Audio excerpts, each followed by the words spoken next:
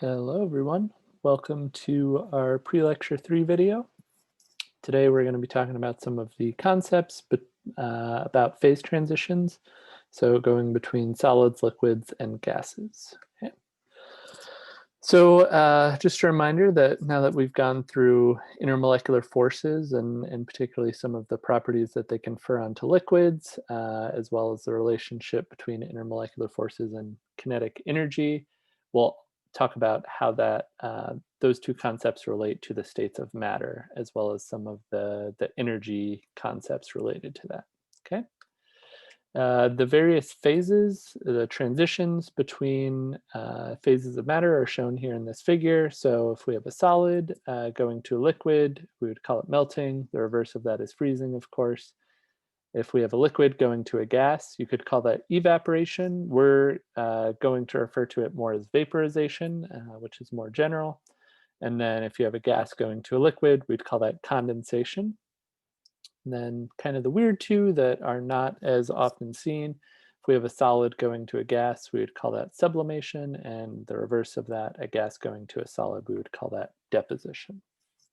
Okay, and the video today is just going to be going through basically all of these and how we understand them at a molecular level. Okay. So starting with vaporization and condensation, again, just a reminder from the last slide that going from the gas phase to liquid is condensation and liquids becoming gases is vaporization. And oftentimes we want to think of these in terms of them being in a dynamic equilibrium. And so this is true not only for gases and liquids. Essentially, anytime we're changing the state of matter, there's going to be this dynamic equilibrium between the two states of matter that exists. Okay. And so what that means is that once we've reached this equilibrium, the amount of liquid and the amount of gas in a sealed chamber, so we have this example here, where if we start with the liquid, some of that liquid will become a vapor, will become a gas, as shown there. Once we're at equilibrium, we can determine what's called the vapor pressure, okay? And once we're at that equilibrium, the rate of vaporization is equal to the rate of condensation. So it's not that all of the gas molecules in this phase are going to stay permanently gas molecules. Some of them will be recaptured by the liquid phase, but as they are recaptured, basically if we were to recapture one gas molecule, we would also simultaneously release a liquid molecule that would take the place of that gas when we're at a dynamic equilibrium, okay? So that's what that means. And so we have a term for the pressure that a gas has. This is called a vapor pressure. It's the pressure exerted by the vapor in equilibrium with the liquid in a closed container. And this is a property that will vary depending on the temperature. Should make conceptual sense in that I'm sure all of you can think about if you heat a liquid, it will eventually boil, or at least some of it will turn into a gas, right? And so this is what we'd call the liquid's vapor pressure. Okay? And so if we think about vapor pressure in terms of intermolecular forces, if we have strong intermolecular forces, or at least relatively strong ones, this will lower our vapor pressure, which favors the recapture of this gas. Basically, if we have gas molecules, a low vapor pressure says that they're more likely to be in the liquid phase than in the gas phase, at least relative to other liquids.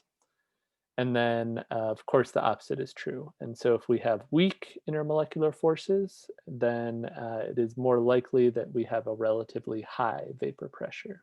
And so these are things like smaller molecules, molecules without a lot of intermolecular forces.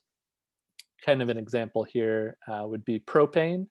So if any of you have ever seen a gas grill and you have a propane tank, then you know that within the tank, you have a liquid, but as soon as you release some of that pressure, propane turns pretty readily into a gas. And so it's because propane is a light molecule. It's very light, and so it will vaporize very easily because it has a high vapor pressure. Okay. This is also a reminder if we think about gases. So this sort of chart should look familiar based on what you did in General Chemistry 1, thinking about gas laws. And so it should also logically follow that as the temperature increases, our vapor pressure will also increase. And that is going back to the very first slide we talked about this unit. As we're adding more kinetic energy, which is also known as increasing the temperature, the average distribution of molecule kinetic energy will increase, meaning that if this dotted line is our minimum kinetic energy need to escape the liquid phase and become a gas, as we add more and more kinetic energy, as we shift the average peak to further and further out, we will have more and more gas present. And so that will change our vapor pressure, it will make it higher, right? And this is essentially a text version of what I just said. And so if you would like to read this, of course, you can pause the video or check the notes that are posted. Okay. All right. In addition to thinking about vapor pressure, we also want to consider physical property of liquids that is very common to measure is boiling points. And so this is the temperature that a liquid is in equilibrium vapor pressure, sorry, the boiling point of a liquid is the temperature at which its equilibrium vapor pressure is equal to the pressure exerted on the liquid by its gaseous surroundings. And so this is another equilibrium property. If we think about it at just kind of situations we would encounter in normal life, we are often talking about a normal boiling point. And so this is a boiling point at a particular pressure, particularly 1 atm, which is approximately sea level. This is the most common situation for when a liquid is in an open container, and again at approximately sea level. We would consider the normal boiling point to be that basically temperature at which the equilibrium vapor pressure is equal to the pressure exerted by the liquid and its gaseous surroundings. Okay. And so just to do a little conceptual check, we have 4 molecules here. We have ethanol, we have ethylene glycol, diethyl ether, and water. And so these all have very similar chemical formulas. And so I would invite you at this point to maybe pause the video, take a moment to think which one of these molecules would have the highest boiling point, which would have the lowest, and corresponding with that, of course, is the vapor pressure as well. And so which one of these would have the highest vapor pressure, the lowest vapor pressure, and how does that relate to the intermolecular forces that we can see in these molecules? And so if you'd like to do that, pause the video now. And to kind of provide some numbers for these, if we think about these being in order, and these aren't the exact same molecules, but actually before we go through those, you can look in your textbook to find the exact answer, but we would say that diethyl ether has the lowest vapor pressure because it has the least amount of intermolecular forces. If you look at diethyl ether here, it only has CH bonds, no OH bonds, meaning that it's not capable of hydrogen bonding, whereas our other 3 molecules all have hydrogen bonds because we have an oxygen bound to hydrogen. So diethyl ether would definitely have our lowest vapor pressure, our lowest boiling point. And then our highest vapor pressure and highest boiling point would belong to ethylene glycol. That is due to it having basically 2 hydrogen bond donating functionalities and 2 hydrogen bond accepting functionalities, although it could accept up to 4 hydrogen bonds if you drew out the 2 lone pairs for each oxygen.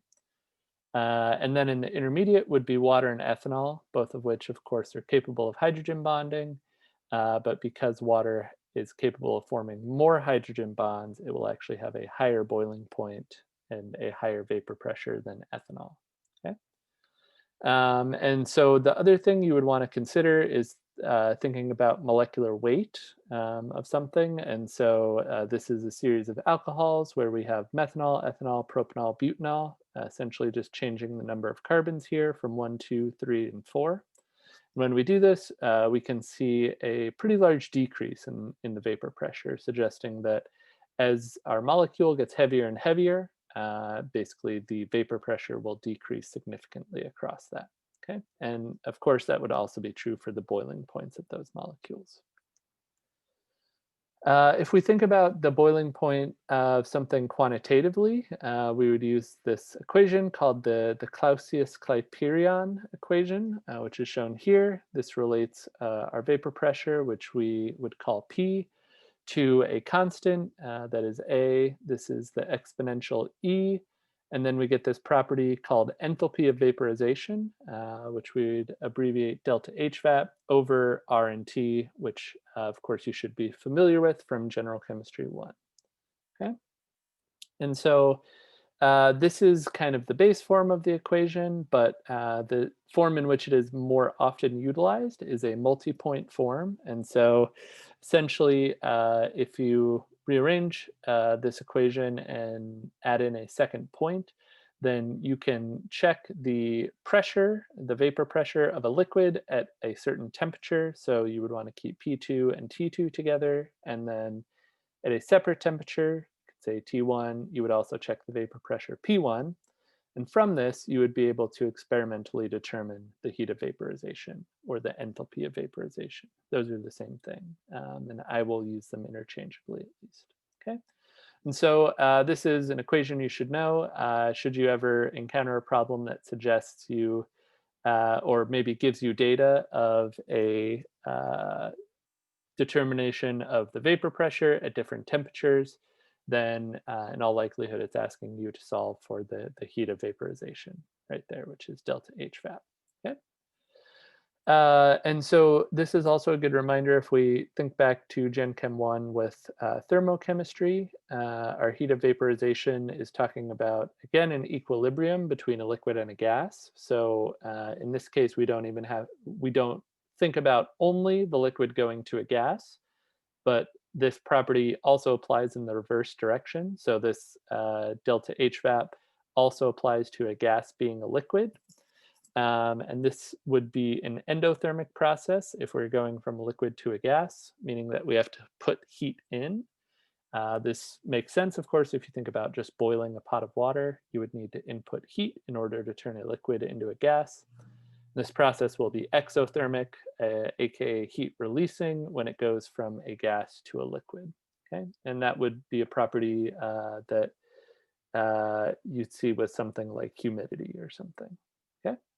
All right, so that's boiling points, and that's all we'll talk about with regards to liquids and gases for the moment. Of course, if you have questions, feel free to let me know. But next we'll move on to the transition between solids and liquids. And so if you were to increase the heat added to a crystalline solid, thus increasing its kinetic energy, eventually the intermolecular forces between those solids would break and the solid would begin to melt, right?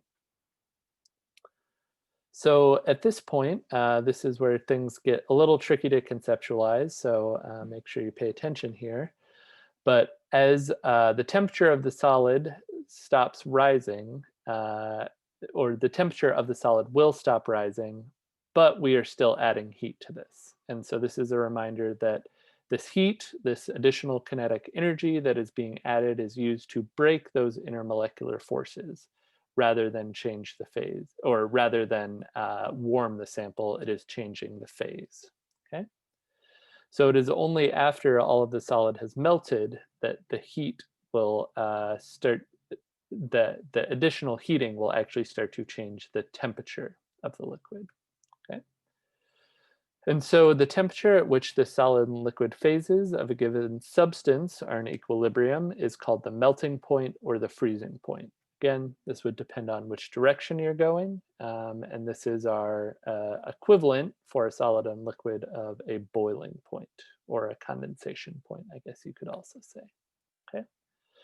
And if we think about this in terms of endothermic and exothermic processes, going from a solid to a liquid is going to be an endothermic process. Again, if you think about an ice cube melting, you're putting heat in. And then exothermic processes will be heat releasing. So that is when you go from a liquid to a solid. Okay. Lastly, we have sublimation and deposition.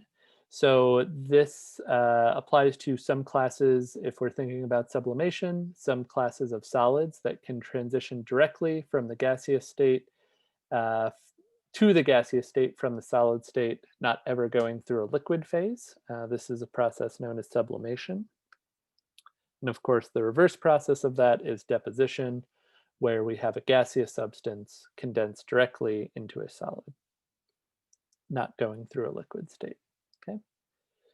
A classic example of this would be dry ice. That's solid carbon dioxide. And then if we were thinking about a kind of common example of deposition, we could think of frost forming on a window if it were ever cold enough in Southern California for that to happen, of course. And this is one of my favorite examples. So this is iodine. I2 is a solid at room temperature and pressure. But if you start to heat it, you will see it start to sublime. So go from the solid state to the gaseous state, forming these purple fumes. If you were to trap those purple fumes and heat this more and seal your container with something like a beaker, then over time you would actually get deposition of the iodine back onto the beaker, and you get these really beautiful iodine crystals that are dark purple. So of course, would not recommend doing this at home since this is a very toxic process, but I think that is one of the prettier examples out there. Okay. So that's it for our video. If you have any questions after watching this, please feel free to email me. I'd also be happy to answer them in class. I believe at this point I'm supposed to say something like and subscribe for more content. But if you have any questions, again, feel free to let me know. Otherwise, I will see you in class on Tuesday. Take care.